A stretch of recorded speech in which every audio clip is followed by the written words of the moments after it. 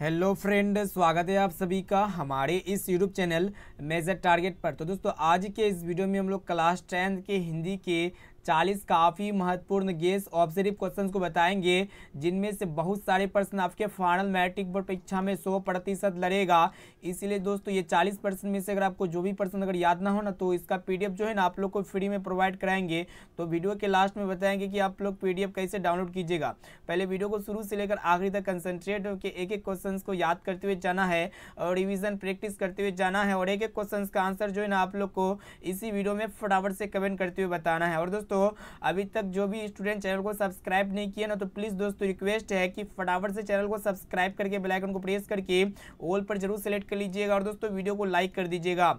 तो आइए शुरू करते हैं यहाँ पे आज के पहले नंबर प्रश्न से, जो कि मोस्ट इंपोर्टेंट है कि कौन चाहते थे कि सभी देशों की संस्कृति की हवा उनके घर के पास बहती रहे। काफ़ी महत्वपूर्ण है। तो दोस्तों, आप लोग को बता देते हैं कि यहाँ पे महात्मा गांधी जी चाहते थे कि सभी देशों की संस्कृति की हवा जो है ना उनके घर के आसपास बहती रहे।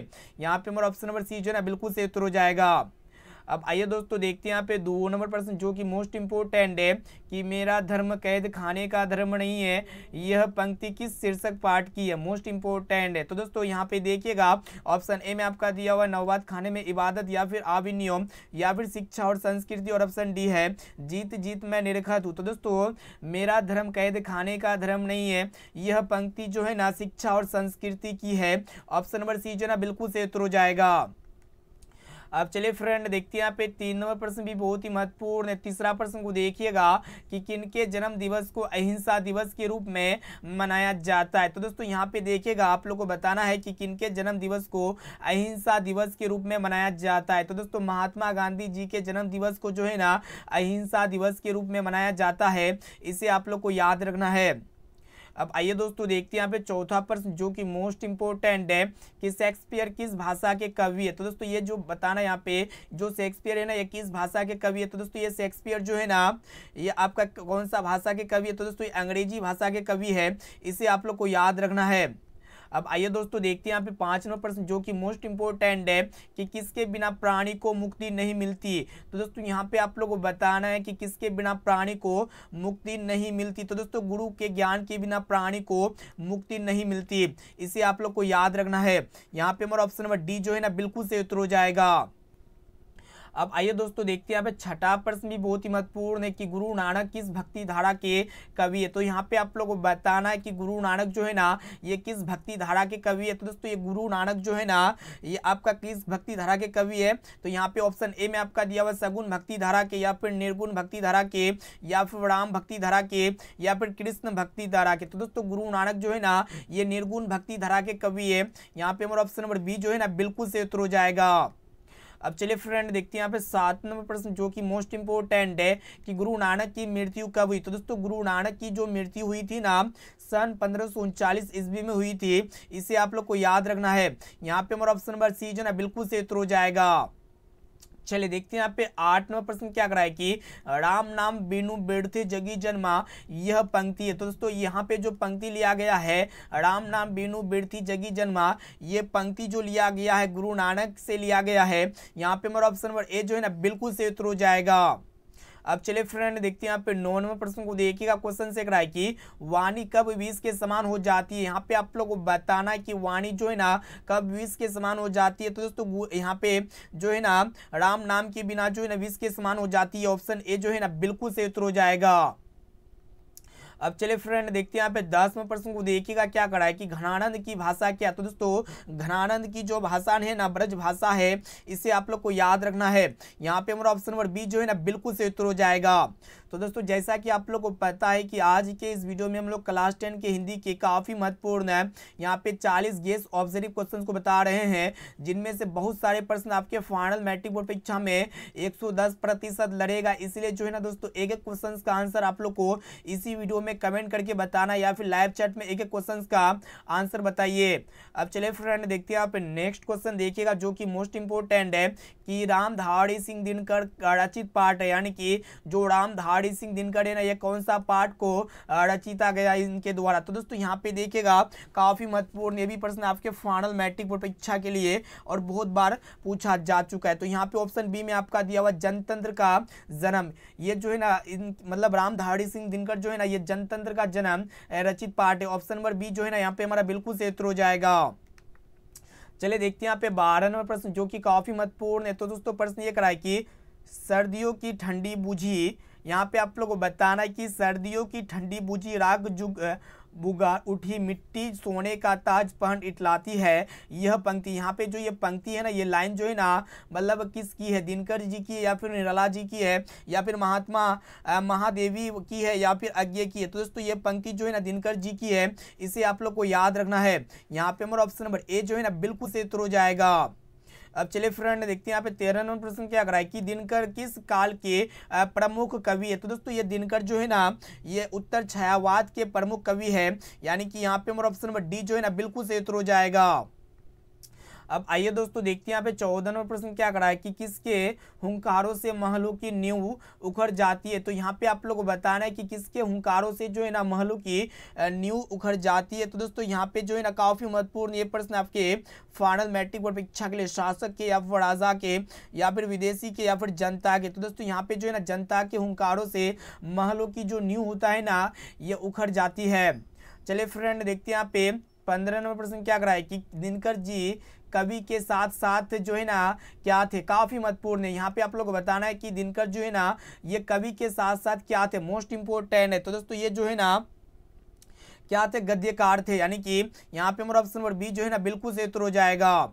अब आइए दोस्तों देखते हैं यहाँ पे 16 नंबर प्रश्न क्या कराए कि रामधारी सिंह दिनकर कहाँ के रहने वाले थे, मोस्ट इंपोर्टेंट है। तो यहाँ पे आप लोग को बताना है जो रामधारी सिंह दिनकर है ना ये कहाँ के रहने वाले थे, ये बिहार के रहने वाले थे, इसे आप लोग को याद रखना है, मोस्ट इंपोर्टेंट है। ये भी प्रश्न आपके फाइनल मैट्रिक बोर्ड परीक्षा के लिए, यहाँ पे ऑप्शन डी जो है ना बिल्कुल से उत्तर हो जाएगा।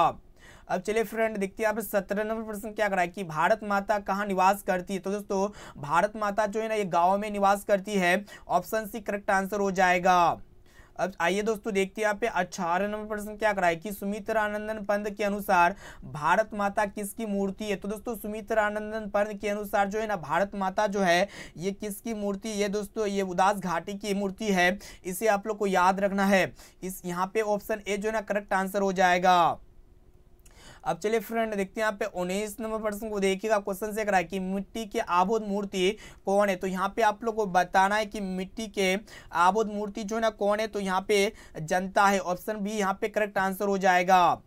अब आइए दोस्तों देखते हैं यहाँ पे 20 नंबर प्रश्न जो कि मोस्ट इंपोर्टेंट है कि दिनकर को ज्ञानपीठ पुरस्कार किस रचना पर प्राप्त हुआ। तो दोस्तों यहाँ पे बहुत ही महत्वपूर्ण है। तो यहाँ पे देखिएगा जो उर्वशी है ना ये मतलब दिनकर को उर्वशी ज्ञानपीठ पुरस्कार रचना पर प्राप्त हुआ, इसे आप लोग को याद रखना है। यहाँ पे ऑप्शन बी बिल्कुल सही उत्तर हो जाएगा। अब चलिए फ्रेंड देखते हैं यहाँ पे 21 नंबर प्रश्न क्या कराए कि भारत माँ के श्रेष्ठ मुख की तुलना कवि किससे की है। तो दोस्तों यहाँ पे आप लोग को बताना है कि भारत माँ के श्रेष्ठ मुख की तुलना मतलब कवि जो है ना किससे की है, सूर्य से या फिर कंचन से या फिर पुष्प से या फिर छायायुक्त चंद्र से। तो दोस्तों छायायुक्त चंद्र से की है, इसे आप लोग को याद रखना है। यहाँ पे ऑप्शन डी करेक्ट आंसर हो जाएगा।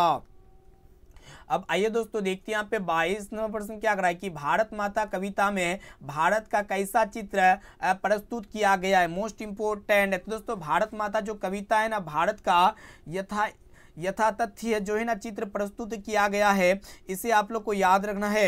यहाँ पे ऑप्शन सी जो है ना बिल्कुल सही उत्तर हो जाएगा।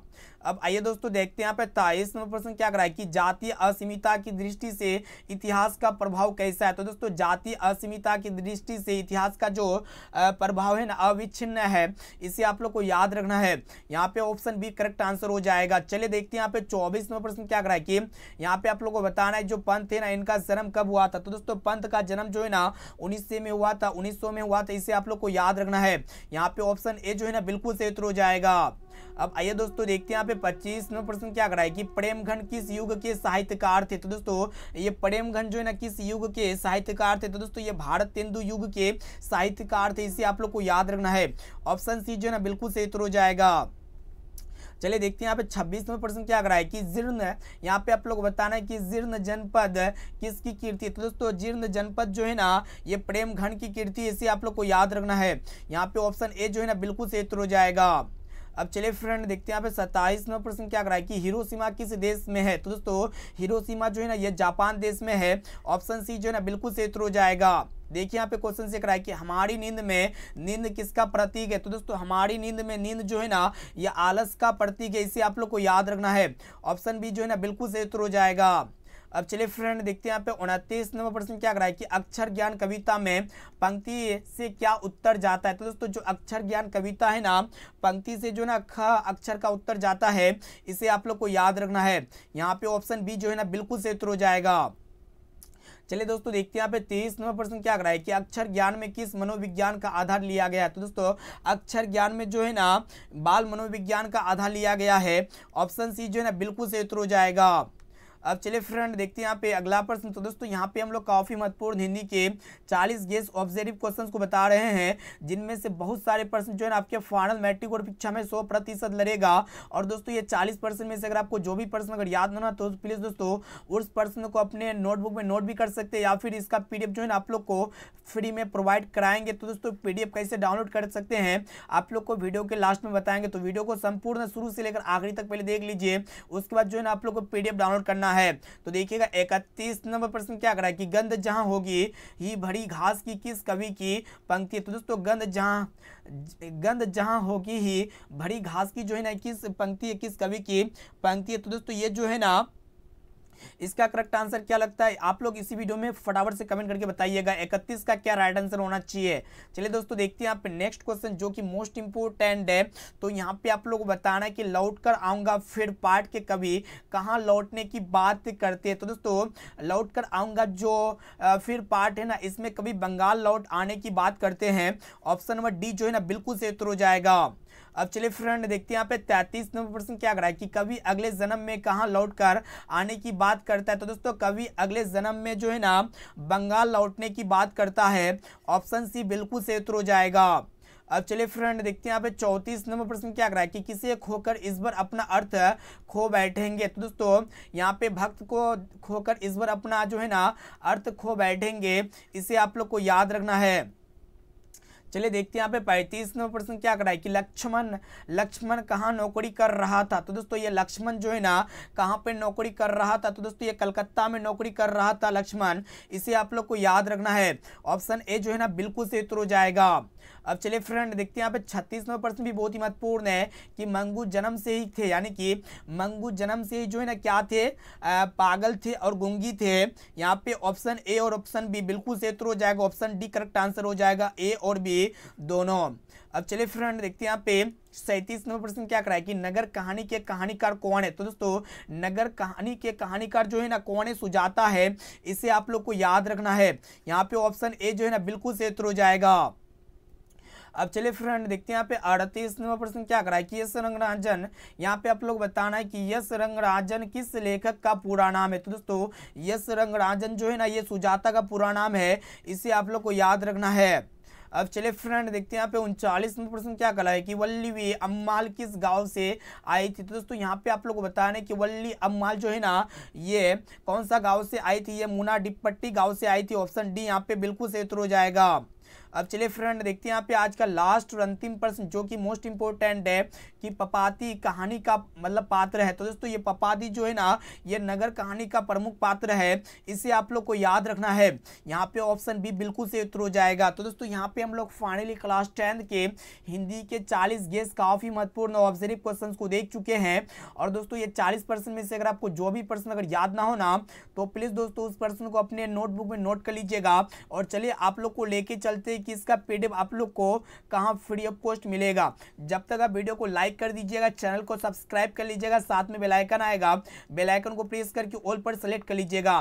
तो चलिए आप लोग को जो है ना PDF डाउनलोड करने के लिए बता देते हैं। तो दोस्तों पीडीएफ को डाउनलोड करने के लिए जो है ना आपको अपने मोबाइल के क्रोम ब्राउजर पे आ जाना पड़ेगा। उसके बाद यहाँ पे गूगल के सर्च इंजन पे सर्च करना पड़ेगा MajorTarget.co.in। तो दोस्तों जैसे ही यहाँ पे सर्च कीजिए ना तो इस तरह का इंटरफेस आएगा। तो यहाँ पे एक इस तरह का लिंक खुलेगा, तो ये वाला लिंक पे क्लिक कर देना पड़ेगा। तो दोस्तों जैसे ये वाला लिंक पे क्लिक करते हैं ना तो यहाँ पे पीडीएफ डाउनलोड के ऑप्शन पे क्लिक कर देना पड़ेगा।